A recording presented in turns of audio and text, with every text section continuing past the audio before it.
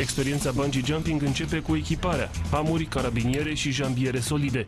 Apoi urmează ascensiunea către punctul de salt, într-o nacelă împletită din frânghie. În cele 30 de minute cât durează ascensiunea, aveți timp suficient să vă faceți curaj. Ia uite cum te el! Așa, zicule!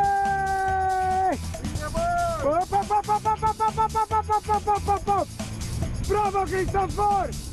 Ai impresia că creierul cedează, mușchii se încordează, inima sare din piept. Oricum e o senzație unică, ți se șterge tot. Nu mai gândeam deloc, încercam să mă motivez cumva, să-mi fac curaj să sar și încercam să nu mă uit în jos. Altfel, dacă te uiți în jos, automat, clar, nu mai sari. După ce valul de adrenalină trece, încep să se simtă și efectele secundare. E vorba de senzații dureroase la nivelul gâtului și al coloanei vertebrale, dar nu sunt puternice și trec repede, în cazul unui om sănătos.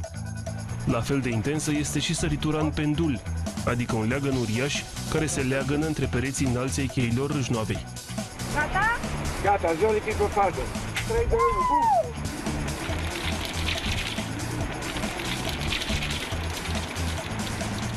Plutirea în aer este mai lungă decât la bungee jumping și astfel ai mai mult timp să te bucuri de spectacolul naturii. Senzația este la fel de intensă, mai ales când te apropii de stânci. Pur și simplu te abandonezi. Este o senzație de abandon, îți lași corpul, nu mai ai control asupra ta. Atunci ești cu adevărat prezent. Trăiești niște clipe intense și toată ființa ta este acolo. Nu te mai gândești la altceva, te gândești doar acolo unde ești. Ceea ce facem foarte puțin, foarte rar în viața de zi cu zi. În ciuda impresiilor exprimate de cei care au testat cele două salturi, specialiștii spun că nu sunt deloc forme de sport extrem.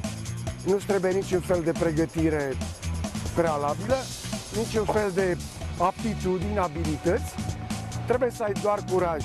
E mai degrabă un mod de a te confrunta cu tine într-o situație foarte critică și foarte specială, pentru că nu e la îndemâna oricui să sară de acolo. Mi s-a părut o senzație, că este o senzație foarte tare, foarte interesantă și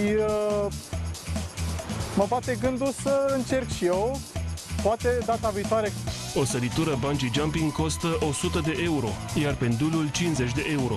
Cheile Râșnovei se află la 20 de km de predeal spre Râșnov, la 21 de Brașov și la 145 de km de București.